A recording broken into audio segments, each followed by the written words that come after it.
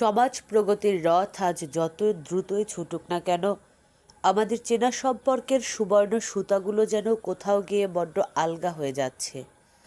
যে নিবিড় মমতায় একদিন বাবা মা তাদের কোলজুড়ে আগলে রাখতেন সন্তানের শৈশব, জীবনের অপরাহ্নে এসে সেই পরম আশ্রয় কখনো কখনো হয়ে উঠছে এক বিষাদময় বোঝা। বাড়ি নাই, ঘর নাই, নদীতে ভাঙ্গে লগিয়ে গেছে। আমি মরিয়ে গেছে, বাবা মা মরিয়ে গেছে, বড় ভাই মরিয়ে গেছে, আর ছোট একটা ভাই দৌড় করে থাকে। এই পোলা আছে লালমন, আমার জিজ্ঞাসা করে না, এখন নদীতে বুড়ি মরতার না, আপনি খাইতে বিষ খেয়ে মরতার। এই করতে বিচার পর আমি ওর কইছি, কিন্তু পাউডার সুন্দর নেই একটু ওই তো তারা যাবো, আমি আনতাম মাঝে পোলা থাই নলসিট বউকায় নলসিটের দাম লইবেন না মহে আর আইবেনও না গেছে না। ছোট পোলার দ্বারা গেছি, হ্যাঁ কয় খাওন নিয়ে জায়গা নেই, আমি এই পরের বারে তোমার একটা খুব কম। ছোট নাতিন দিয়ে কয় বাবা কাল যদি আকরদার না দিয়াও তোমারও গেটি যদি লামাই তো তোমার মায়েরও লামাই। ভোরবেলা উঠে কাপড় পরি ওই কথা কইছে পর বিক্রি করে তোর মায়ের লইয়ে খাবি, আমার সংসার ত্যাগ করিয়ে যাবে। ওই কইছে পর আমি আর জায়গায় রই নেই। ব্যস্ততার অজুহাত কিংবা যান্ত্রিক সভ্যতার চরম অমানবিকতায় আপনজনদের বুক থেকে ছিটকে পড়া এমন কিছু অসহায়, অবহেলিত ও নিঃসন্তান প্রবীণ প্রাণের শেষ বিকেলের একচিলতে ঠিকানা হয়ে উঠেছে বরিশালের কাউনিয়া হাউজিং এলাকার বৃদ্ধাশ্রম ও বয়স্ক পুনর্বাসন কল্যাণ সংস্থা। আমার মা মারা গেছে, শোনো, মা মারা গেছে আশ্বিন মাসে, স্বামী মারা গেছে অক্টোবর মাসে, ভাই 7 দিনের বছর মারা গেছে, এরপর আর এক ভাই 7 দিনের পর মা মারা গেছে। আমি বড় হেভি দুঃখিনী, আমি আমার মতন দুঃখিনী না। আমি এরপর আইসি পর আমার ভাই, আমার ভাই ছেলে সবাই মিলে চুক্তি করিয়া, আমি জানি না এইখানে দিয়ে গেছে, এইখানে ওই পূরণ পাড়া দিয়ে গেছে, পূরণ পাড়াতে এইখানে আইছি এই 1.5 বছর আমি আইছি। মা বাবা তো বহুত বছর, 50 বছর হয়েই গেছে মারা গেছে।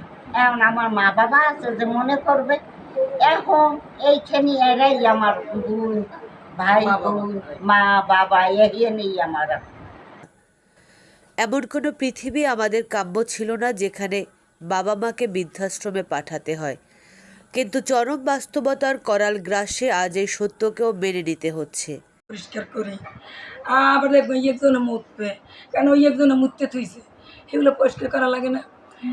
টেরিয়া এবার এখন কয়েক আপু মোর একটু ওই রুমটাই নেও, একটু মানুষজন দেখমু আর একটু এই বাতাস পা মনে এই আনছি এই জায়গায়, সকালেই আনছি, ভাত খাইছে, আবার দুপুরের ভাত খাইছে, একটু ঘুমাইছে, আবার ওই মানুষজন একটু দেয় আয় না, আর বাড়িতে কেউ হয় না, বাপ চাচা তো কয়েকজন, দাদি হেরাও গেছে 1 বছর আয় না। এই মধ্যে কবে জানি কল দিলাম, মিস কল দিছিল খুব বেকার। আর কি আপনারা এই যে ভুলে গেছে, ওর তো যদি একটু আপনারা আইবে, হ্যাঁ ওরও কিন্তু একটা অভিশাপ আছে। তোমার হয় আমু সময় পাইলে মরলে মারি দিয়ে থুয়েন, আমাকে একটা কথা কইলেন, কবে আপু আমি একবার রুটি খেলাম, ওই একটু রুটি এনে থুই, ওই রাত্রে খায়, ওই দুটো ভাত খাওয়াই, নিজের শক্তি দেয়। আমারও যদি একজন একটু কিছু খাইতে দেয় আমি খাই না, আর মনে করি কালে নিজের পেটের সন্তানের মতো আইনে খাওয়াই। বিগত 11 বছর ধরে নগরীর একটি ভাড়া বাসায় 45 জন বৃদ্ধ বৃদ্ধার নিঃসঙ্গ প্রহরকে ভালোবাসায় মুড়িয়ে রাখার এক নীরব যুদ্ধ চালিয়ে যাচ্ছেন সাখাওয়াত হোসেন। কোনো বড় প্রাতিষ্ঠানিক তহবিল নেই কোনো স্থায়ী আয়ের উৎস, অথচ পরম মমতায় 17 জন নিবেদিত প্রাণ কর্মী নিয়ে তিনি আগলে রেখেছেন এই ঘরহীন মানুষদের। এই বিশাল কর্মযজ্ঞের রসদ জোগাতে সাখাওয়াত নিজেই হাতে তুলে নিয়েছেন একটি সামান্য দান বাক্স, যার গায়ে আঁকা এই আশ্রয়ের লোগো। বরিশাল শহরের প্রতিটি অলিতে গলিতে শিক্ষা প্রতিষ্ঠানের দ্বারে দ্বারে হেঁটে মানুষের দেওয়া যৎসামান্য দানেই তিনি সচল রেখেছেন এই ভালোবাসার তরি, যেখানে মায়েরা সম্পূর্ণ বিনামূল্যে পাচ্ছেন 3 বেলার খাবার, উন্নত চিকিৎসা আর একটি নিরাপদ ছাদ। ঋতুচক্রের আবর্তে যখন ঈদ আসে, তখন চারিদিকের আনন্দ উচ্ছ্বাসের মাঝে এই বৃদ্ধাশ্রমের দেয়ালগুলো যেন আরও বেশি ভারী হয়ে ওঠে, ফেলে আসা স্মৃতির দীর্ঘশ্বাসে। প্রতিটি কোণায় তখন জমাট বাঁধে সন্তানদের মনে করার আকুলতা আর নীরবে ঝরে পড়া চোখের জল। ঈদ যেখানে সবার জন্য আনন্দের বার্তা আনে, সেখানে মায়েদের সময় কাটে একাকিত্বে। এই মায়েদের বুকের গভীর ক্ষত হয়তো সম্পূর্ণ মুছে দেওয়া সম্ভব নয়, কিন্তু ভালোবাসার পরশে তাদের চোখের জলটুকু তো অন্তত মুছিয়ে দেওয়া যায়। এই মানবিক দ্বীপটিকে টিকিয়ে রাখার লড়াইটা অবশ্য বেশ কঠিন, আর তাই সাখাওয়াত হোসেন সমাজের বিত্তবান ও সহৃদয় মানুষদের প্রতি আকুল আহ্বান জানিয়েছেন। আমার মা এবং বাবা তাদের দুঃখ দুর্দশা নিয়ে মূলত বৃদ্ধাশ্রমে করি। আমার বড় 3 ভাই আছে, তারা গভর্নমেন্ট চাকরি করে। তো এই ভাইরা আমার মা বাবাকে খাবার দিত না, ভালোবাসতো না। এবং আমার ছোটোবেলায় যতটুকু দেখা মনে পড়ে, আমার মা বাবাকে আমার সেই 3 ভাই অনেক মার দিত। আমি যখন বড় হয়ে চাকরিতে প্রবেশ করি, নিজের চাকরির পয়সা দিয়ে মা বাবার খাবার জোগানটা এবং ওষুধের পয়সাটা সম্পূর্ণভাবে আমি বের করতাম।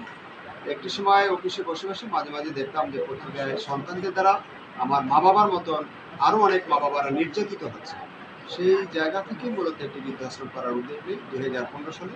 আজকে 11 বছর বৃদ্ধাশ্রমটা অনেকবার আমার এখানে আশ্রয়, এখনও প্রায় 65 জন মতন মায়েরা আছে যাদের সন্তানদের দ্বারা নির্যাতিত। আর এই বৃদ্ধাশ্রমটি করতে গিয়ে আমি একটি সময় ঢাকায় সাহায্য চেতে গিয়া, অর্থাৎ এক কথা বলা যায় ভিক্ষা চাইতে গিয়া জেলও খেটেছি। ধানমন্ডি লেকের পরে যে ধনাঢ্য এলাকা, সেখানে ভিক্ষা করা একটি নিষিদ্ধ এলাকা। সেই জায়গায় ভুল ক্রমে সাহায্য চেতে দিয়ে আমি থানা হাজতে জেল খেটেছি 2 দিন। এরপরে চাকরি থেকে আমি বঞ্চিত হয়েছি বৃদ্ধ মায়েদের এই আশ্রয়স্থল করতে গিয়ে। তারপরেও নিজের যে জমি জমা ছিল, টাকা পয়সা ছিল চাকরি জীবনে, সেটি পর্যন্ত বৃদ্ধাশ্রমে দান করে দিতে বাধ্য হওয়া লাগছে, কারণ সাহায্য আসে না। আমাদের মায়েদের জন্য যে খাবারের যে ব্যয় হয়, আশ্রয় যে এখানে বাড়ি ভাড়া আছে, কর্মীদের ভেতর আছে, সেই পরিমাণের সাহায্য আসে না। একটি পর্যায়ে গিয়ে দেখলাম যে আমার নিজের যে সম্পত্তি আছে, সেটিও এই মায়েদের জন্য দান করে দিলে হয়তো একটু তারা ভালো খেতে পারবে, ভালো থাকতে পারবে। সেই জায়গা থেকে মূলত আমার নিজের সম্পত্তি সব বৃদ্ধ মায়েদের জন্য দান হয়ে গেল। তো তারপরেও আমাদের যারা শুভাকাঙ্ক্ষী যারা আছেন, তাদের এই ভালোবাসায়, তাদের এই দোয়ায় দুমুঠো খেয়ে করে অন্তত থাকতে পারে, মহান সৃষ্টির কাছে সেই কৃপা। শুভাকাঙ্ক্ষীদের কাছে আমার অনুরোধ থাকবে, আপনারা যে যেখান থেকে ভিডিওটি দেখেন, আপনারা আপনাদের সাধ্য মতো আমাদের মায়ের যদি পাশে দাঁড়াবেন, অন্তত আপনাদের যে ভালোবাসার উপরে যেন মায়েরা ভালো থাকতে পারে, দুমুঠো ভালো খেতে পারে। তিনি চান দেশের স্বনামধন্য প্রতিষ্ঠানগুলো যেন তাদের CSR খাতের অনুদান কিংবা সামর্থ্যবান ব্যক্তিরা যেন তাদের সৎকার একটি অংশ এই অসহায় মায়েদের দেখভালের জন্য বরাদ্দ করেন, যাতে তাদের পুরো বছরের নিরাপদ আশ্রয় ও চিকিৎসা সুনিশ্চিত হয়। জোর কিংবা কোনো জবরদস্তিতে নয়, বরং মনের গহীন থেকে আসা নিখাদ মানবতা বোধ আর দায়িত্ববোধের তাগিদে যদি আমরা প্রত্যেকে এগিয়ে আসি, তবেই রাস্তার অবহেলিত জীবন থেকে এই নিঃসঙ্গ মানুষদের একটি ভালোবাসাময় পৃথিবীতে ফিরিয়ে আনা সম্ভব। উৎসবের আলো ছড়িয়ে পড়ুক পরিবার বিচ্ছিন্ন এই বৃদ্ধাশ্রমের প্রতিটি প্রবীণ হৃদয়ে, গড়ে উঠুক এক সুন্দর ও সহমর্মী পৃথিবী। আর পৃথিবীর প্রতিটি মা যেন জীবনের শেষ মুহূর্ত পর্যন্ত সুস্থ ও পরম শান্তিতে ভালো থাকেন। মাহফুজ নুসরাত, বাংলাদেশ বাণী, বরিশাল।